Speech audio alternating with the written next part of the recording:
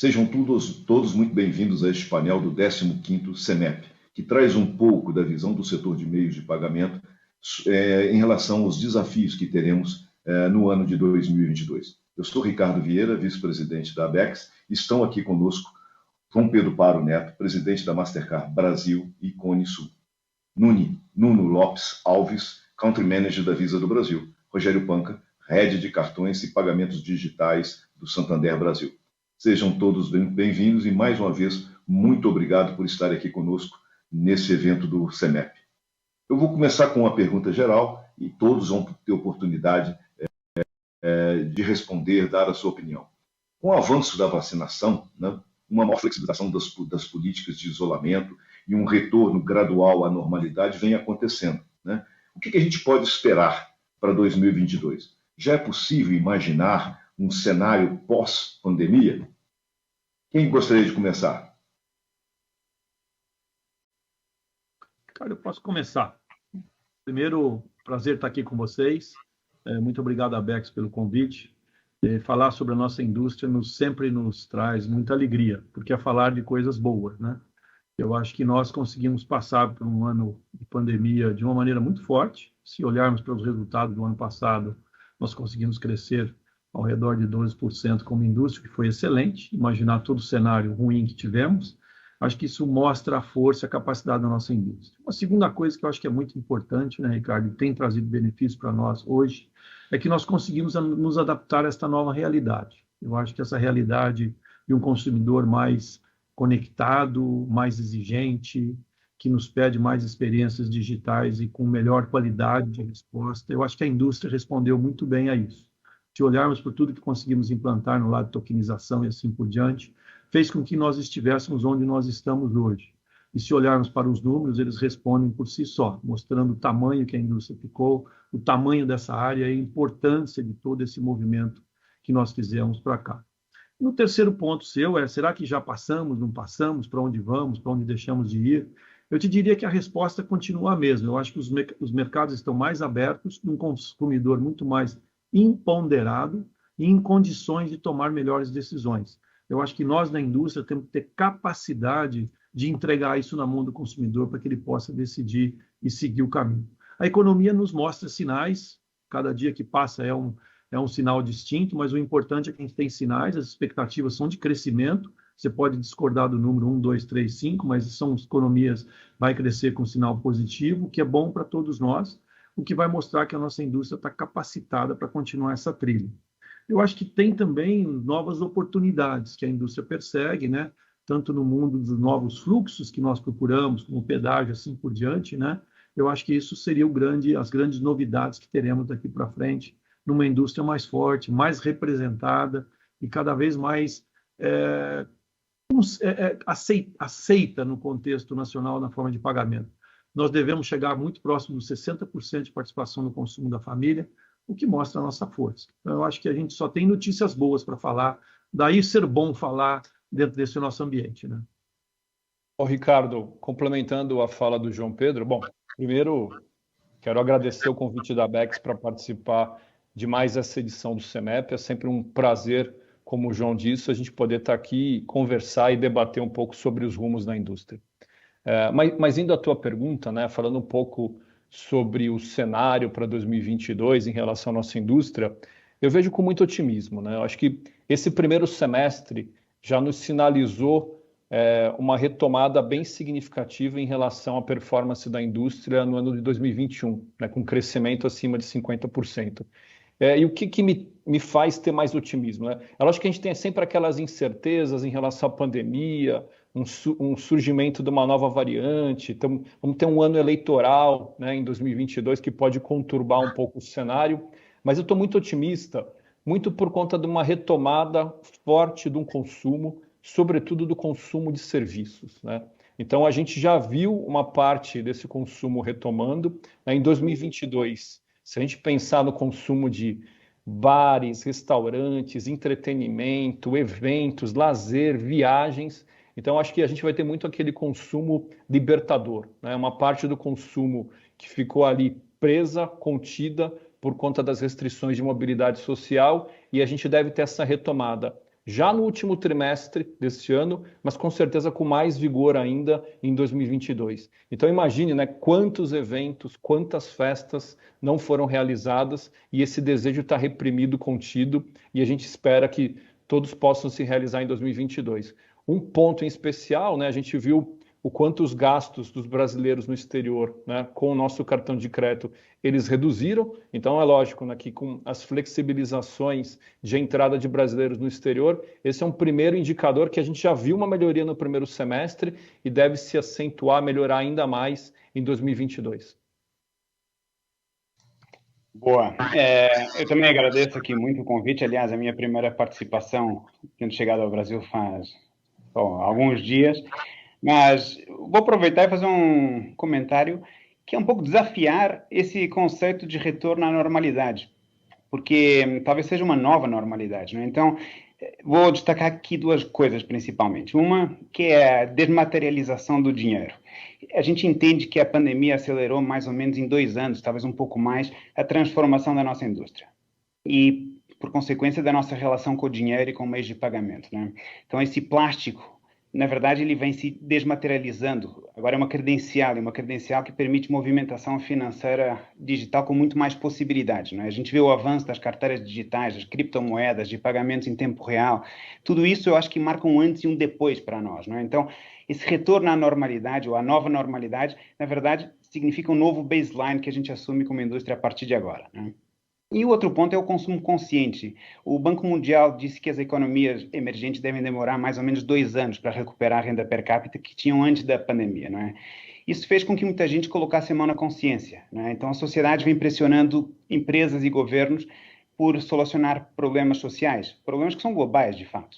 E a gente vê que 94% dos consumidores no mundo dizem que agora é importante as empresas terem um forte propósito e vão direcionar o seu consumo em relação às empresas que tenham mais posicionamento ético e no mundo, mas também no Brasil. Então, aqui também temos um antes e um depois, não é? As vantagens que o consumidor busca são um pouquinho diferentes agora, que também vem com esse espírito de altruísmo e de contribuição para a sociedade. E obrigado, Nuno, Panca, João Pedro. Vamos agora fazer um bate-papo, vamos tentar acelerar as perguntas. Então, essa próxima pergunta, João Pedro, eu vou direcionar para você e ver quem pode complementar aí. Panca, você poderia complementar, se for o caso. O que as empresas enxergam como desafios e como oportunidades de expansão para a nossa indústria de meios de pagamento eletrônico para o ano que vem e para os próximos anos? Ricardo, acho que a primeira coisa, observar um pouco que nós falamos antes, eu acho que o consumidor está muito mais digital, ele está muito mais autônomo, muito mais empoderado. Então, acho que a grande mudança daqui para frente é como lidar com este novo consumidor. Quando a gente olha para isso como indústria, eu acho que as nossas responsabilidades começam por aí.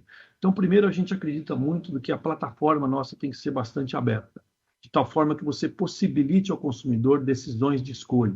Então, não é o modelo 1, ou o modelo 2, ou o modelo 3. Ele vai decidir pelo modelo a sua conveniência. Então, não é uma solução de que a gente pode imaginar que vai servir, vou ter só essa solução. Não vai funcionar mais. Então, acho que essa é a primeira grande adaptação que nós temos que ter como empresa. Nós acreditamos no modelo multi-rail, que a gente chama, exatamente por conta disso. A abertura das diferentes formas de pagar para que o consumidor pague. A outra coisa que está muito claro e está já evidente, já está na nossa frente, todo esse mundo de open banking que se fala muito, tudo isso, na verdade o que a gente está falando com isso é muito mais poder de novo ao consumidor, porque quando eu começo a andar com os dados do consumidor, eu vou dar para ele mais opções. De novo cai no exercício anterior. Como que a gente vai poder entregar isso de uma maneira melhor e mais correta? Então acho que isso é verdadeiro. Quando você olha para o mundo digital, a gente avançou, mas a agenda não está pronta. O consumidor quer ter certeza de que ele vai fazer um pagamento cada vez mais, vamos chamar assim, entre aspas, isento de qualquer frição. Então, ele vai pagar sem saber que pagou. Como ele vai fazer isso? Nós temos que entregar isso. Então, essas nossas agendas são agendas para este ano, próximo ano, para os próximos anos, com absoluta certeza. Mas eu lembro que a grande mudança, eu acho que talvez isso é o mais importante de tudo, é a incorporação da palavrinha mágica ESG no nosso dia a dia.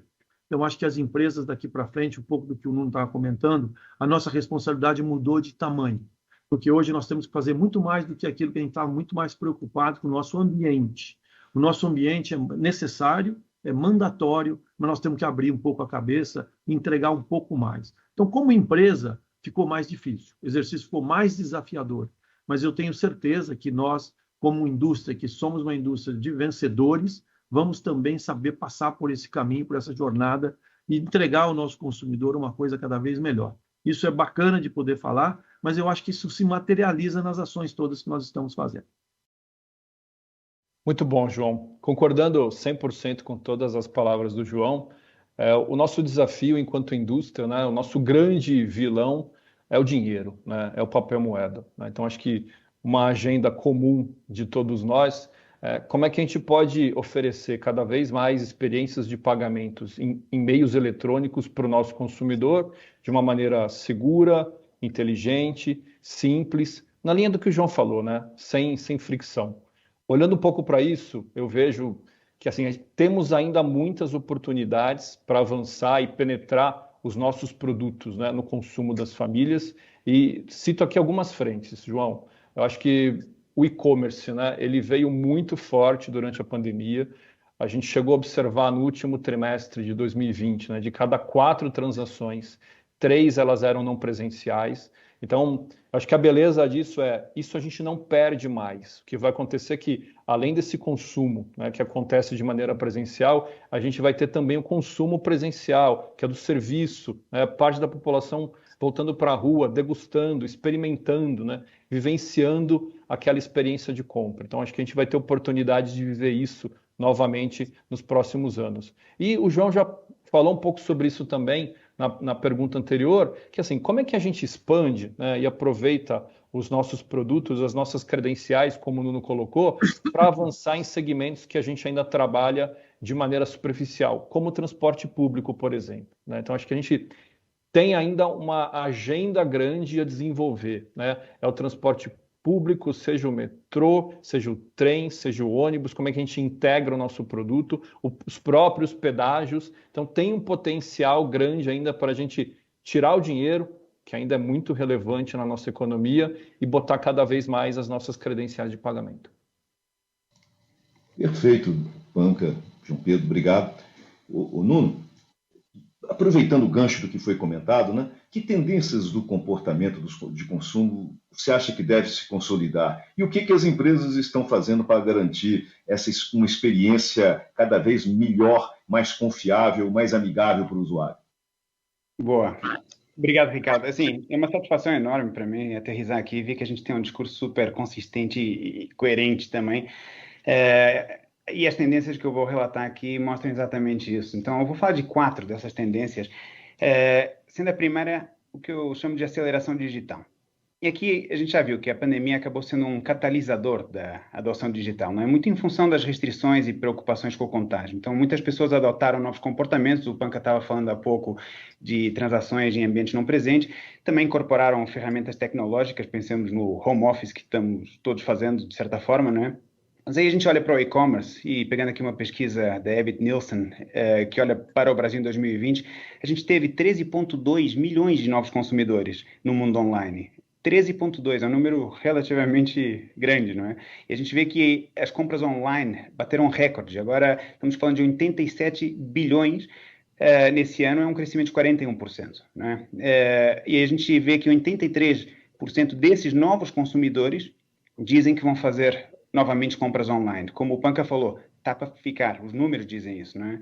E tem um outro aspecto interessante que é a economia da recorrência. Então a gente vê que os consumidores na América Latina, durante a pandemia, adquiriram entre 2 e 3 novas assinaturas, não é? A gente está falando aqui que nos próximos 5 anos são 220 milhões de novos assinantes que a gente espera, né?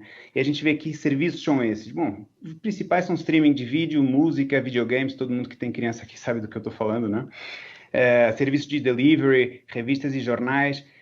Estamos falando aqui de uma aceleração digital de fato, mas também olhando o lado do comércio, a gente tem um estudo da nossa consultoria que diz que 40% das micro e pequenas empresas passaram a aceitar pagamentos digitais no seu primeiro ano, né? Então, quando a gente olha para esta tendência, basicamente, o que ela diz é que nós, como indústria, temos que suportar toda essa nova massa de usuários, né, com tecnologias que permitam transações seguras no ambiente digital. A gente está falando aqui de pontuação de risco em tempo real, de ferramentas como 3D Secure, tokenização, serviços biométricos para autenticação, serviços de alerta de transação, bom, tantos outros, não é? Passando aqui rapidamente para a segunda tendência, a gente fala de pagamentos em ambiente presente mais higiênicos, né? Palavra interessante, mas é isso mesmo, porque os consumidores passaram a preferir meios de pagamento que limitam a exposição à contagem, né? Então, o consumidor passou a ver o dinheiro em espécie como algo sujo. Pessoalmente, eu já via isso há muito tempo. Quando a gente olha para a América Latina, 1 a cada 4 transações já é feita por aproximação na nossa rede. E aí, com a BEX subindo o limite de compra para R$200, a gente vê que aqui no Brasil também a penetração aumentou significativamente, aumentou 5 vezes mais, né? Então, já é 14% dos nossos pagamentos, que eu acho que é bem abaixo do potencial ainda. Na minha região anterior, a região andina, já era 45%, né? Mas a gente olha para o Distrito Federal aqui, já é 32%, sendo que há 12 meses atrás era 9%, 9,7%. Então, essa tendência também nos diz que a gente tem que seguir apostando em pagamentos por aproximação, códigos QR, WhatsApp, basicamente pagamentos que sejam rápidos, fáceis, seguros, mas também higiênicos. A outra tendência, então, é fidelização à marca, né? Os consumidores são muito bem informados hoje, né? E em momentos de crise, tem mais atenção na escolha das marcas. A gente falou um pouquinho disso antes, mas é fato que durante a pandemia, as marcas que buscaram ajudar, que buscaram, sem ser oportunistas, agregar algo à sociedade, ganharam mais relevância, né? A gente vê aqui a Edelman falando que 71% dos consumidores dizem que marcas que colocam os lucros acima das pessoas durante a pandemia vão perder a sua confiança. E aqui a última tendência tem a ver com comprar produtos locais. A gente tem aqui a ThreadHunter mostrando que durante a pandemia, os consumidores latino-americanos buscaram comprar mais de negócios locais. E é uma tentativa de ajudar através do seu poder de compra, no final, né? A gente vê que a satisfação do consumidor passa a ser influenciada também pelo altruísmo. O que essa tendência nos diz? É que a gente tem que continuar também investindo em aceitação onde o consumidor quiser comprar, né? Nas lojinhas de bairro, nos bairros mais remotos. Basicamente, essa é a nossa impressão. Não sei, acho que, João Pedro, você quer concluir aqui? Sim, Nuno, obrigado. Eu concordo com tudo que você comentou. Eu acho que a gente vê, sim, uma evolução enorme nos diferentes ângulos que você falou. A gente tem um mecanismo de controle também de pesquisa, a gente chama de Mastercard New Payments Index. E a gente viu uma coisa interessante que você estava falando, é que 77% das pessoas disseram que o ano passado eles experimentaram uma nova forma de pagamento. Isso é emblemático, né? Que vai dizer que as pessoas estavam procurando outras formas, e daí responder um pouco de tudo que você estava comentando, né? Não ter crescido diferentes formas de pagamento, porque as pessoas foram atrás disso, por diferentes razões, né? Então a gente fica muito impactado de imaginar que essas pessoas querem testar mais coisas, né? E outras pessoas testaram também a mídia social também, que é os Facebook, esses pagamentos através desses modelos que a gente já vê, 30% das pessoas foram por esse caminho. Eu diria para você que os novos apps estão aí, né? Eu gosto de complementar que a gente sabe e as nossas grandes credenciais estão em tudo aquilo que a gente destrói o dinheiro, porque é onde a gente entra, né? Os pagamentos eletrônicos, eles têm vantagens inúmeras quando a gente compara com os pagamentos em dinheiro. E eu acho que a gente tem avançado. Eu acho que o NFC está aí para ficar, e eu concordo com você. Quando eu olho, por exemplo, também o Chile é da minha geografia, o Chile atingiu, o mês passado, 85% dos pagamentos de crédito por aproximação. Então é um negócio impressionante, como a gente já está aqui muito perto da gente. Começou um pouco antes que a gente. Eu tenho certeza que esse caminho é o nosso caminho também. Eu acho que os emissores hoje estão colocando os plásticos na rua também, além dos devices que nós já tínhamos, celular, enfim, pulseiras e outras formas. Também o plástico está chegando. Enfim, a combinação de todos os mecanismos de pagamento vai nos levar para esse caminho de sucesso, eu não tenho dúvida nenhuma. Eu acho que a grande preocupação quando a gente olha o comportamento do consumidor, e ele tem, é de que ele quer ver as opções. Eu acho que esse é o desafio. A experiência do consumidor, a gente tem tudo, a gente precisa saber mostrar cada vez melhor, porque aí ele vai valorar mais. Eu acho que esse é a grande tendência de um mundo futuro que nós já tivemos. Ótimo. Obrigado, Nuno e João Pedro. João Pedro, fazer uma para você agora, começando, e aí o Panca, quem mais quiser complementa. Como é que vocês enxergam a evolução do cartão de crédito em um mercado como o nosso, cada vez mais pulverizado, com um nível de competição tão forte, tão grande como temos aqui, e gerando inúmeras opções para todos os consumidores? O legal, Ricardo, é que a gente tem as 3 formas de pagamento que importam. Se você quer pagar antes, você tem o pré-pago. Se você quer pagar durante, você tem o débito. Se você quer pagar depois, você tem o crédito. Eu acho que a beleza do nosso negócio é que nós temos as 3 formas na mão. Eu acho que o consumidor tem capacidade para decidir. Eu acho que cada uma das formas tem a sua aplicação. Eu acho que quando a gente pensa no crédito, que você estava perguntando, a gente tem que imaginar que o crédito tem que ser um facilitador. Ele dá acesso àquilo que você não teria acesso naquele momento que você necessita. Então, eu fico olhando para as nossas experiências do crediário, quanto o crediário pode crescer no Brasil, quão longe ele está daquilo que nós sonhamos ser o ideal para o crediário. Por quê? Porque as pessoas estão começando a acessar, estão começando a aprender a usar esse instrumento. Assim como nós usamos os instrumentos que nós temos hoje, nós temos outros instrumentos que estão chegando, né? Então, acho que aqui é um caminho longo. Eu acho que o crédito ele tem seu valor. Eu acho que o próprio comércio tem que enxergar mais o valor no crédito, porque ele tem que saber alavancar. Então, o comércio tem que saber, puxa vida, se eu estou em dificuldade em adaptar o fluxo de caixa do meu cliente que quer comprar, porque eu não consigo dar para ele pagamentos mais longos, vamos para um crediário. Você pode chegar até 48 meses. Enfim, o crédito tem uma jornada linda pela frente. Assim, nossa indústria, a gente sabe disso, historicamente, o crédito sempre cresceu muito mais que o débito. O ano passado, por conta da pandemia, isso não foi verdade. Esse ano a gente já vê nos números o crédito novamente crescendo mais que o débito. A nossa vocação é uma vocação de crédito, e eu tenho certeza que o crédito vai alçar voos ainda maiores. Eu acho que o cartão de crédito tem todas as funcionalidades disponíveis quando você pensa em benefícios. Você tem lá, eu vou usar entre aspas, a parte de milhas, etc. e tal, que geram pontos e benefícios. Você tem isso praticado, você tem as experiências que são entregues para os nossos consumidores, que estão disponíveis também. Você tem também as formas de pagamento, pagar por aproximação, enfim, as formas de pagar também que facilita a vida do consumidor. Quando eu fico olhando para tudo isso, eu imagino que o crédito vai dar saltos gigantescos. Quando eu olho para o débito, eu enxergo o débito num cenário também positivo, no que tange a forma, porque você quer pagar agora, tem gente que se sente confortável em pagar na hora, e o débito funciona. E agora nós estamos avançando bastante forte com o débito na internet também, que era um gap que nós como indústria tínhamos, né? Colocar tokenização, todos os nossos elementos. Eu acho que o débito agora está avançando forte nessa direção e com certeza vai representar muito mais, porque tem clientes que gostam dessa forma de pagamento. E o pré-pago, a gente vê um crescimento muito forte, nos ajudando na inclusão financeira. Quando eu olho para o Brasil, eu olho o pré-pago, a nossa carteira de pré-pago hoje, o quanto ela tem ajudado a incluir. Quando eu olho para as nossas médias de pagamentos de pré-pago e comparo com as outras que estão mais ditas aí pela prensa, o nosso ticket médio está muito mais embaixo. O nosso ticket médio mostra que, de verdade, a gente conseguiu incluir a população dentro do nosso sistema, o que é importante para nós. Eu acho que a gente tem um produto forte na mão, que gera benefício para o consumidor, funciona tanto no mundo online como no mundo offline, com diferentes formas de pagar. Ou seja, quando eu olho para a indústria, Ricardo, a gente tem que se sentir feliz, né? Eu acho que o cartão de crédito vai continuar avançando, os outros dois não vão ficar menores. Eles têm a sua importância também, mas eu acho que o crédito no Brasil vai continuar avançando muito mais que as outras mídias pelos próximos anos, com absoluta certeza, afirmaria isso.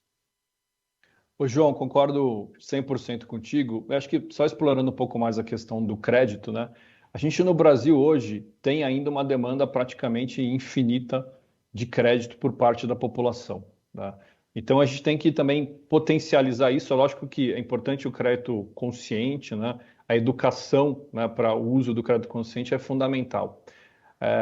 Acreditando, né, fortemente que a gente vai ter um 2022, esse próprio último trimestre, de fundamentos econômicos melhores, né, crescimento econômico, retomada do consumo, emprego, né, então a gente vai ter sim uma retomada do crédito, né, e a gente já viu o quanto o consumidor brasileiro valoriza, né, num cartão de crédito o atributo do próprio limite que lhe é concedido, porque isso acaba abrindo portas para um consumo diferente. Por mais que quando a gente olhe, né, para o nosso mercado aqui de emissor, a gente tem mais de 80% dos nossos clientes que usam o cartão de crédito como um cartão de prazo, né, porque no vencimento da fatura, ele acaba pagando a totalidade da fatura, né, na íntegra no vencimento.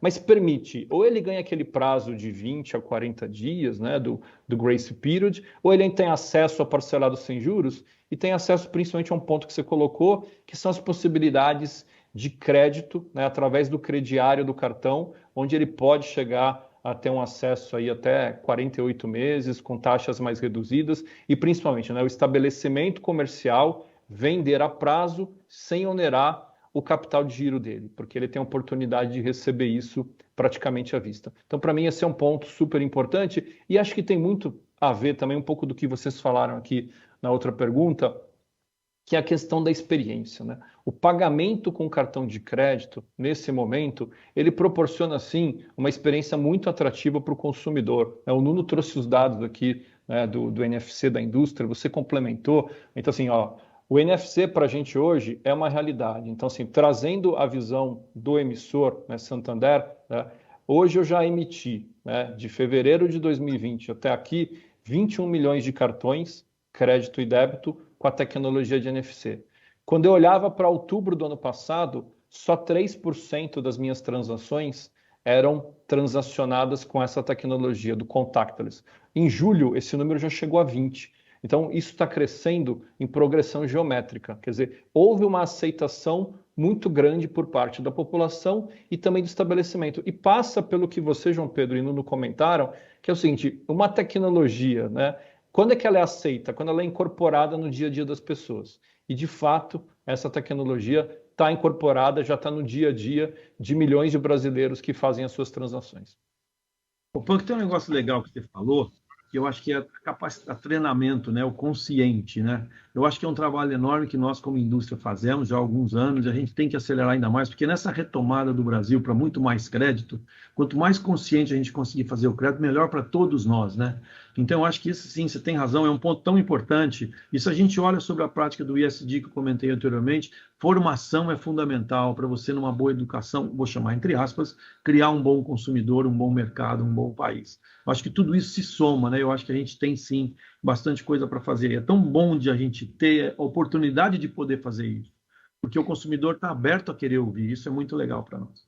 Perfeito. Uma coisinha aqui, também para não tomar muito mais tempo, o crédito não é só uma linha rotativa associada a um produto, não é? Na verdade, as tecnologias estão aí para a gente utilizar e ajudar a que cada vez mais pessoas tenham acesso a crédito, mesmo as pessoas que não têm um histórico formal de crédito. E eu acho que esse é um próximo desafio que a gente tem, ainda que a gente possa canalizar esse crédito através de um cartão pré-pago. O meio já não importa tanto, importa é o acesso. Então aí a gente vai ter que trabalhar cada vez mais.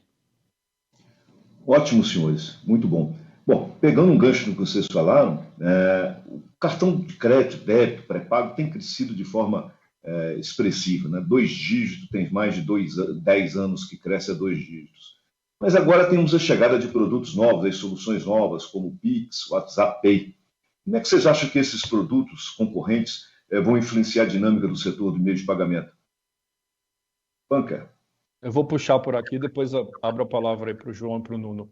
Bom, acho que a gente tem que separar um pouco as coisas, né, o Ricardo? Porque assim, quando a gente compara aí o cartão de débito, o Pix e o próprio Facebook Pay, a gente também vai ter acomodações aí, maneiras diferentes, as pessoas vão acabar usando de acordo com a sua conveniência. A gente muito imaginou, né, que quando o Pix foi lançado lá em novembro do ano passado, a gente teria uma perda significativa do volume do cartão de débito. E não foi isso que aconteceu, né? Os volumes de cartão de débito continuam crescendo de maneira muito importante, de maneira muito relevante. Eu, enquanto emissor, posso dar o depoimento, assim, o Pix entrou ocupando um espaço importante nas transferências bancárias, né, ocupando um espaço daquilo que era feito por DOC e TED, mas ainda com uma participação muito inexpressiva no pagamento lá na ponta, né, no P2M que a gente chama, né? E muito por quê? Né? Porque a experiência do pagamento do débito hoje, através de uma transação de NFC contactless, é uma experiência muito simples, né? De maneira muito rápida, né? O consumidor faz um pagamento, né, numa transação a débito. Diferente quando ele vai utilizar o Pix, ele tem que abrir o aplicativo do banco, se autenticar, fazer a leitura do QR Code. Então, assim, por conta disso que a gente tem um espaço, sim, importante sendo ocupado pelo cartão de débito, né, lá na ponta, no P2M. Quando a gente traz para essa conversa, né, o Facebook Pay, o WhatsApp Pay, novamente, né, é mais um a ocupar, né, o espaço na divisão contra o dinheiro. Né? Então, um exemplo que eu gosto de citar aqui, Ricardo, a gente vai jantar, né, você paga a conta, que não é uma coisa muito usual, mas pagou a conta, no dia seguinte eu vou me acertar com você, abro a minha agenda, você tem os meus contatos, eu faço um Facebook Pay para você, né? Faço uma transferência via WhatsApp. Muito simples, tão simples quanto mandar aí uma foto enquanto anexo, né? Me sinto muito à vontade, muito seguro em praticar uma transferência dessa forma, de algo que transita aí pelos trilhos dos cartões que as bandeiras já operam muito bem. Quando a gente fala aí do Pix, é lógico que vai ter um consumidor que, de repente, vai ter um outro tipo de relação, né? Você está aqui, eu vou pagar o limpador da piscina que vai na minha casa de campo. Então, eu me sinto mais à vontade de ter um outro tipo de relacionamento com ele e vou, ao invés de mandar pelo WhatsApp Pay, porque ele ainda não está o contato lá na minha agenda, ele é um prestador de serviço eventual, né? Pode ser um taxista, né? O contato dele não está na minha agenda, eu acabo fazendo um Pix para ele naquele momento. Então, novamente, tá? Eu acho que o consumidor, o cliente é que vai escolher a forma mais apropriada para ele fazer um determinado pagamento. O desejo dele acaba sendo soberano nesse sentido. Paga mais do que de acordo, ótimos pontos todos, mas só reforçando aqui, eu acho que a gente tem que aplaudir todas as soluções que beneficiem tanto consumidores como comércio. Assim, se eles tiverem boas opções, que os deixem cada vez mais digitais, menos dependentes do dinheiro em espécie, acho que a gente está na boa direção. O dinheiro em espécie, como você mesmo falou antes, é o verdadeiro concorrente da nossa indústria. E na minha opinião, alternativas como o Pix fizeram um ótimo trabalho, porque recrutaram novos usuários para a movimentação digital de dinheiro, né? E como você disse, o poder da escolha está nas mãos de consumidores e comércio. A nossa relação de indústria com eles tem que continuar sendo uma relação de ganha-ganha. E eu entendo que uma vez que toda essa massa de usuários esteja digitalizada, a gente vai continuar inovando como faz há anos para levar a melhor proposta de valor, para que as suas movimentações financeiras sejam rápidas, fáceis e seguras, não é? E o WhatsApp Pay é um bom exemplo disso. Traz uma excelente inovação, porque permite pagamento e recebimento em apenas um clique, e é num dos apps mais usados no Brasil, não é? Então, o nosso trabalho aqui é mostrar que as nossas ferramentas de segurança são firmes, são fortes, que impedem os golpes que todo mundo morre de medo, não é? Então, tudo isso, mas sem deixar de lado a boa experiência, né? Que é um dos principais fatores que contribuem nessa escolha, né? Uma experiência rápida, sem fricção no momento da compra, mas com segurança, né? Importante lembrar aqui, já que a gente está falando de WhatsApp Pay, que se alguma conta de WhatsApp for clonada, a credencial de pagamento não pode ser clonada também, né? Porque a gente tem esses sistemas de Cloud Token por trás.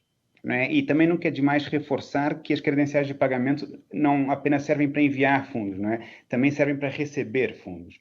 E assim, para finalizar, um outro fator importante, onde nós nos destacamos nesse novo mix de alternativas, são os benefícios que a gente oferece como indústria, né? Estou pensando aqui em cashback, investback, parceria com empresas que estão no dia a dia de consumidores, como aplicativos de entrega, como marketplace, etc. Para mim não faz sentido uma discussão de custo sem falar de valor. Ou seja, a disposição a pagar tanto de consumidores como comércio tem a ver com o que a gente oferece em troca, não é? E aqui, além dos benefícios, temos uma série de outros valores agregados, né? Que vão desde ferramentas antifraude à gestão de contestações, né? Então, a gente tem, sim, muito que oferecer. E a gente vai cada vez lutar por oferecer mais. Senhores, eu acho que se tivesse uma pequena síntese, seria o seguinte: a concorrência é muito bem-vinda, está no pilar do que a gente acredita, sob condições iguais, todos sujeitos às mesmas regras, às mesmas obrigações, sejam muito bem-vindos para competir no mercado que tem que respeitar o consumidor acima de tudo. Senhores, fantástico painel, eu ficaria aqui mais umas 3, 4 horas, mas a gente tem que encerrar. Eu agradeço demais a contribuição, o apoio de vocês. Agradeço também a nossa audiência e até o próximo vídeo. Muito obrigado. Muito obrigado. Obrigado a todos, foi um prazer. Obrigado.